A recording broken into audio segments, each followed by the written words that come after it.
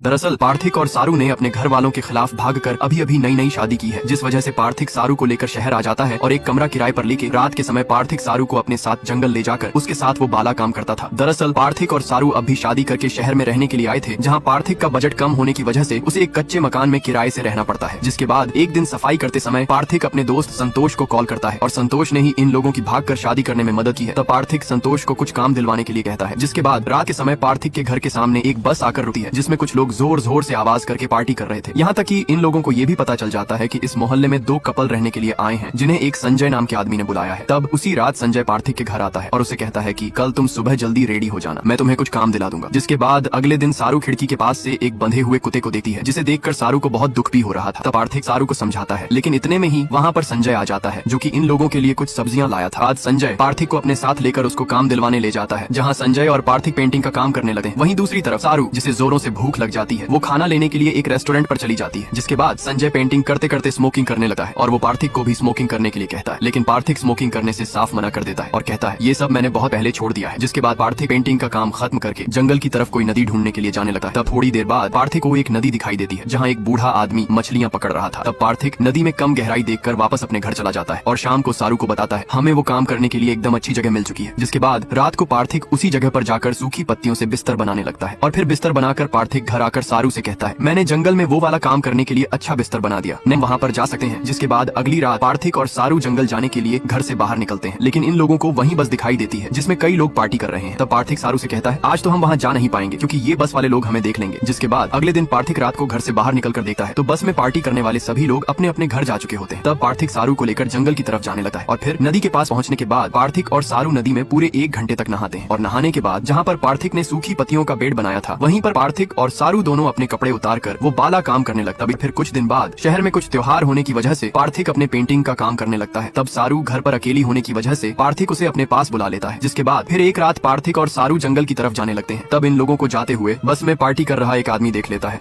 तब ये आदमी पार्थिक और सारू का पीछा करने लगता है और फिर यह आदमी पार्थिक और सारू को नदी में नहाकर वो बाला काम करते हुए देख लेता है। तब ये आदमी यह बात जाकर अपने साथ वाले कुछ लोगों को बता देता है, लेकिन ये बात सुनकर सभी लोग हंसने लगते हैं, क्योंकि इन लोगों को इस आदमी की बातों का बिल्कुल यकीन नहीं हो रहा था। तभी यहाँ पर अचानक पार्थिक आ जाता है और वो इन लोगों से यही आसपास वाली हॉस्पिटल या मेडिकल का पता पूछने लगता है, क्योंकि सारू लगातार 4 से 5 दिन तक नदी में नहा रही है, जिससे उसकी तबीयत खराब हो चुकी है। जिसके बाद अगली रात फिर से पार्थिक और सारू जंगल में जाकर वो बाला काम करने लगते हैं। तब इसके बाद घर आकर सारू पार्थिक के पास बहुत रोती है, लेकिन जैसे तैसे करके पार्थिक सारू को समझाता है। तब अगले दिन जिन लोगों ने पार्थिक और सारू का वीडियो रिकॉर्ड किया था, वो लोग पार्थिक और सारू का वीडियो हर जगह वायरल कर देते हैं, यहाँ तक कि ये वीडियो पार्थिक के दोस्त संजय तक भी पहुँच जाती है। तब संजय पार्थिक को कॉल करके कहता है मुझे तुम्हारी प्राइवेट वीडियो मिली है, ये सब कैसे हुआ? तब पार्थिक संजय को बिना कुछ कहे तुरंत कॉल काट देता है। दूसरी तरफ यहाँ पर कुछ लोग कैरम खेल रहे थे, तभी इनमें से एक आदमी कहता है पता नहीं कुछ दिनों से पार्थिक और सारू दिखाई नहीं दे रहे हैं। ये सुनकर एक आदमी कहता है उन लोगों का काम रात को होता है, नेक्स्ट पार्ट के लिए लाइक सब्सक्राइब करें, इसीलिए वो दिन में दिखाई नहीं देते हैं। तभी दूसरी तरफ पार्थिक कुछ खाने का सामान लेने के लिए एक दुकान पर जाता है, लेकिन यहाँ पर बैठे सभी लोग पार्थिक को अजीब तरीके से देखने लगते हैं। लेकिन फिर जैसे तैसे करके पार्थिक खाना लेकर दौड़ते हुए अपने घर जाता है, ताकि पार्थिक को और कोई न देख सके। वहीं संजय पार्थिक के दोस्त संतोष को कॉल करके बता देता है कि यहाँ शहर में तुम्हारे दोस्त पार्थिक पर बड़ी मुसीबत आ चुकी है। तब ये सुनकर थोड़ी देर बाद संतोष संजय से मिलने के लिए आ जाता है और यहीं पर पार्थिक का किराएदार भी था। तब संजय संतोष को बताता है तुम्हारा दोस्त पार्थिक एक रात जंगल में जाकर सारू के साथ वो वाला काम कर रहा था, लेकिन तभी कुछ लोगों ने पार्थिक और सारू को पकड़कर उनका प्राइवेट वीडियो रिकॉर्ड कर लिया, यहाँ तक कि उन लोगों ने पार्थिक का वीडियो वायरल भी कर दिया है। अब ये सुनने के बाद संतोष संजय से कहता है कि मुझे ये बात तुम्हें पहले बता देनी चाहिए थी। जिसके बाद संतोष संजय को बताता है कि 7 साल पहले पार्थिक एक फिल्म डायरेक्टर था, जो कि शूटिंग वगैरह करता था और साथ ही पार्थिक के साथ उसका दोस्त संतोष भी काम करता था। जिसके बाद एक दिन पार्थिक को अपने फिल्म ऑफिस में एक पपी दिखाई देता है। तब पार्थिक उस पपी को उठाकर अपने घर ले जाता है और उस पपी की अच्छे से देखभाल करने लगता है। वहीं दूसरी तरफ ये पपी एक सारू नाम की लड़की का था, जो कि अब खो गया है। इस वजह से बेचारी सारू बहुत परेशान है और अपने पपी के गम में खाना भी नहीं खा रही है। जिसके बाद सारू अपने पपी के खो जाने पर पूरे शहर में पोस्टर लगवा देती है। तब एक दिन ये पोस्टर पार्थिक के पास भी आ जाता है और फिर पार्थिक सारू को कॉल करके कहता है कि आपका पपी मेरे पास है। जिसके बाद सारू तुरंत पार्थिक के घर जाकर अपना पपी वापस ले आती है और फिर कुछ दिनों बाद पार्थिक और सारू के बीच में बात होने लगती है। अब कुछ दिनों बाद पार्थिक और सारू के बीच में धीरे धीरे प्यार बढ़ जाता है। तब सारू पार्थिक से शादी करने के लिए अपने घर पर बात करती है, लेकिन सारू के माँ बाप पार्थिक से शादी करने के लिए सारू को तुरंत मना कर देते हैं, क्योंकि पार्थिक पैसों वाला नहीं था। जिसके बाद अगले दिन सारू रात को घर से भागकर पार्थिक के पास जाकर उससे कोर्ट मैरिज कर लेती है। जिसके बाद पार्थिक सारू को लेकर अपने घर जाता है, लेकिन यहाँ पार्थिक की माँ सारू को अपनाने से सख्त मना कर देती है, क्योंकि सारू किसी दूसरी कास्ट की थी। ये सुनकर पार्थिक सारू को लेकर वहाँ से कहीं दूसरे शहर में जाकर एक कमरा किराए पर ले लेता है और फिर पार्थिक कुछ पैसा कमाने के लिए पेंटर वाला काम करने लगता है। लेकिन फिर कुछ दिनों बाद सारू के फोन पर उसके पिताजी का एक मैसेज फोटो आता है, जिसमें कि सारू के पपी की बॉडी होती है, क्योंकि सारू के पिताजी ने सारू के पपी को मार दिया है। ये देखकर सारू को बहुत दुख होता है और फिर कुछ समय बाद पार्थिक और सारू को पता चलता है कि सारू मां नहीं बन पा रही है। तब पार्थिक और सारू चेकअप करवाने के लिए डॉक्टर के पास जाते हैं, लेकिन इन लोगों को यहाँ भी कुछ फायदा नहीं होता है। तब इसी बीच पार्थिक से मिलने के लिए उसके दादाजी आते हैं, जो कि पार्थिक से कहते हैं कि देखो पार्थिक, शुरू में तो घर वाले नाराज रहते ही, लेकिन फिर जैसे ही तुम्हारा बच्चा हो जाएगा तो सभी लोग मान जाएंगे। ये सुनकर पार्थिक अपने दादाजी से कहता है, बस यही तो कमी है कि हमारा बच्चा नहीं हो रहा है। तब पार्थिक के दादाजी पार्थिक को एक जड़ी बूटी वाले वैद्य के बारे में बताते हैं कि वो वैद्य जी तुम्हारे बच्चे के लिए कुछ मदद कर सकते हैं। जिसके बाद अगले दिन पार्थिक और सारू उसी वैद्य के पास जाते हैं। तब वैद्य पार्थिक का हाथ पकड़कर कहता है, तुम लोगों का बच्चा होना तो वैसे बहुत कठिन है, क्योंकि शहर में रहने की वजह से तुम्हारे शरीर में कुछ कमियां आ चुकी हैं। इसलिए अब तुम्हें शहर से दूर जंगल में जाकर पूरा 1 घंटे तक नदी में नहाकर सारू के साथ वो बाला काम करना पड़ेगा, तभी तुम्हारा बच्चा हो सकता है। ये सुनकर पार्थिक थोड़ा चौंक जाता है और वापसी के समय सारू से कहता है, अब हम आखिरी बार वैद्य जी के कहने पर ये काम कर लेते हैं, क्या पता इससे हमारा बच्चा हो जाए। और इसीलिए पार्थिक और सारू जंगल वाले इलाके में रहने के लिए आए थे। तब ये बात संजय को पता चलने के बाद वो संतोष के साथ उन वीडियो बनाने वाले लोगों के पास जाता है। नेक्स्ट पार्ट के लिए लाइक सब्सक्राइब जरूर करें।